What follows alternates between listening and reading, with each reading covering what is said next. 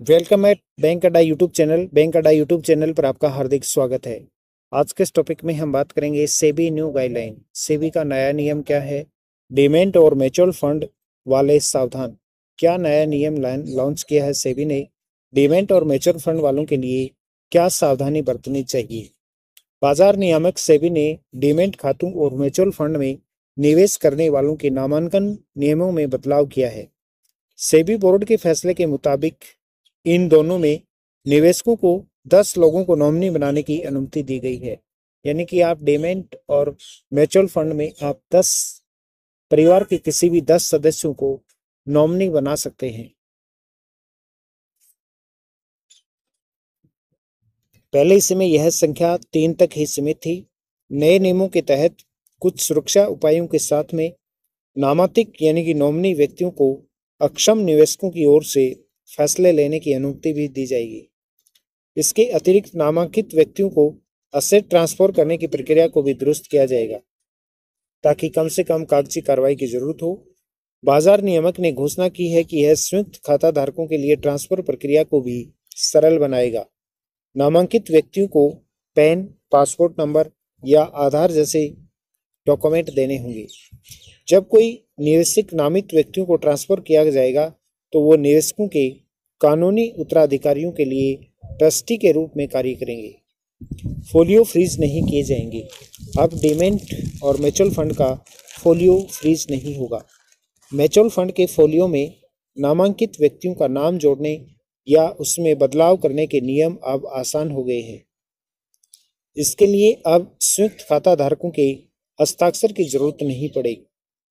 सेबी ने घोषणा की है कि स्टॉक और म्यूचुअल फंड के निवेशकों के लिए कंप्लायंस को आसान बनाने के लिए नॉमिनेशन जमा नहीं करने के कारण अब लोगों के डीमैट और म्यूचुअल फंड फोलियो फ्रीज नहीं किए जाएंगे। संयुक्त खातों के लिए ये नियम संयुक्त खातों के मामलों में उत्तरजीविका का नियम लागू होगा। हिंदू अविभाजित परिवार में मुखिया की मृत्यु की स्थिति में खाता चलाने के लिए नए दिशा निर्देश जारी किए जाएंगे। अगर कोई संपत्ति पहले से गिरवी रखी गई थी तो मृतक की ओर से नामांकित व्यक्ति के कानूनी उत्तराधिकारियों के पास कोई अधिकार नहीं होगा। ऐसे मामलों में लेनदारों के दावों को नामांकित व्यक्तियों को परिसंपत्ति हस्तांतरण करने पर प्राथमिकता दी जाएगी। संयुक्त डीमैट खातों और संयुक्त रूप से रखे गए म्यूचुअल फंड फोलियो के लिए नामांकन वैकल्पिक होगा। नामांकन को स्वीकार करने और रिकॉर्ड रखने की एक प्रक्रिया होगी। नामांकन विवरण अपडेट करते समय निवेशकों का नाम प्रत्येक नामांकित व्यक्ति को आवंटित किए गए शेयर और आवेदक के साथ उनका संबंध अवश्य बताना होगा।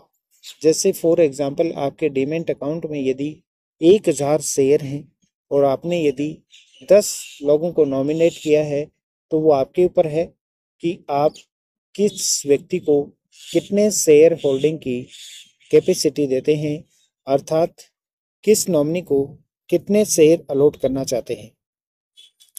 नॉमिनी बदलने की कोई सीमा नहीं होगी। निवेशक अपने नामांकित व्यक्तियों को जितनी बार चाहे बदल सकेंगे। इसकी कोई सीमा नहीं होगी। निवेशकों को उनके नामित व्यक्तियों के बारे में विवरण दिए जाएंगे। इसके अतिरिक्त अगर कोई नाबालिग नामांकित किया गया है तो उसके लिए संरक्षक घोषित करने का विकल्प भी होगा। सेबी ने सभी मौजूद निवेशकों और यूनिट होल्डर्स से सिक्योरिटीज के ट्रांसफर की सुविधा के लिए नामांकन का विकल्प प्रदान करने का आग्रह किया है ताकि बाजार में बेनामी संपत्तियों को बढ़ाने से रोका जा सके। अर्थात अब आप सेबी और म्यूचुअल फंड के लिए आप नॉमिनेट कर सकते हैं और नॉमिनी आप उसमें डिफाइन कर सकते हैं कि किस अकाउंट में कितने नॉमिनी होंगे।